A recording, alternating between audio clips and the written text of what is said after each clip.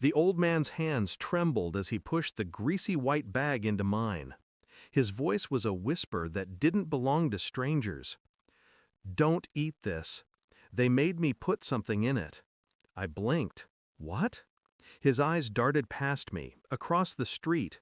He pointed, a red car idling with tinted windows.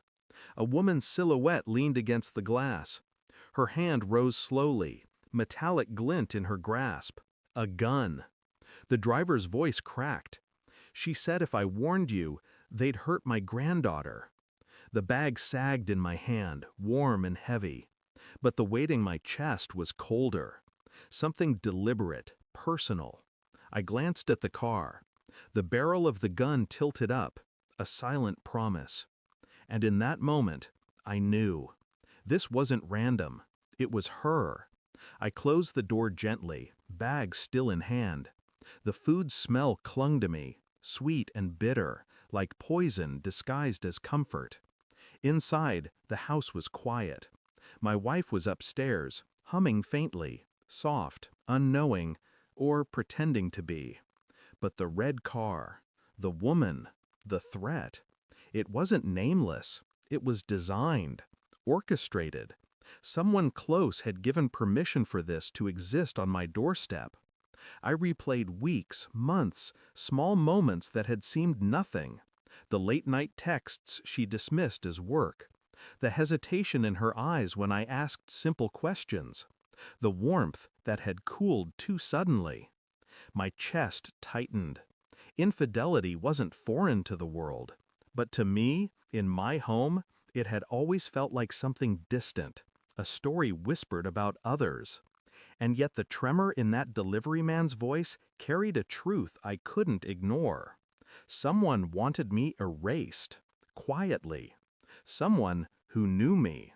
I didn't confront her, not yet. Rage wanted me to, but rage is sloppy.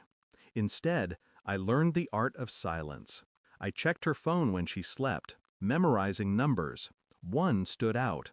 Saved under a woman's name, though the messages reeked of intimacy. I called it from a burner. A man answered. His voice too casual, too familiar. I spoke to no one. At work, I was calm. At home, I kissed her forehead, made her coffee, watched her smile with lips that had lied. But behind that mask, I collected. Receipts, screenshots, GPS logs.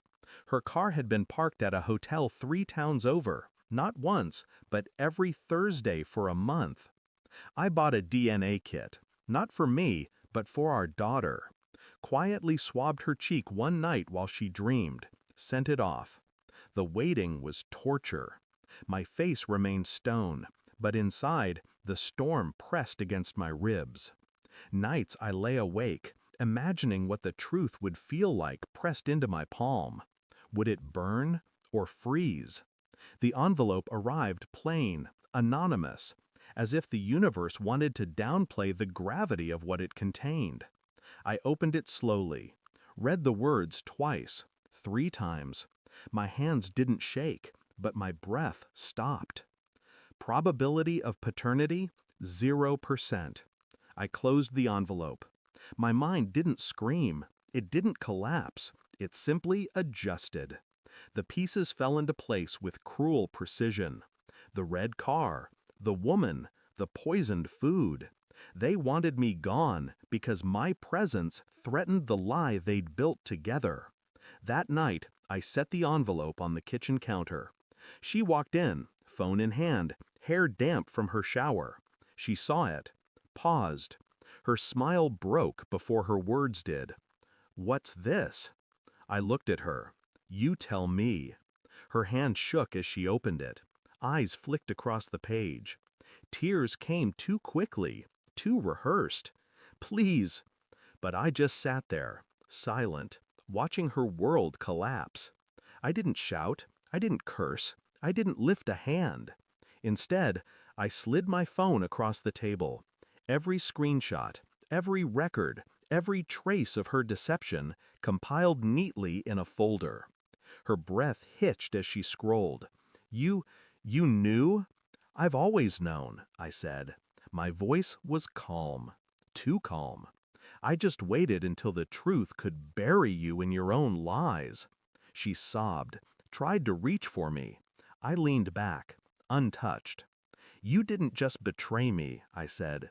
You built an entire life on sand, and now it drowns you. Her face crumpled, but I felt nothing. The house was silent when I left. I didn't pack much, just enough to leave the shell behind.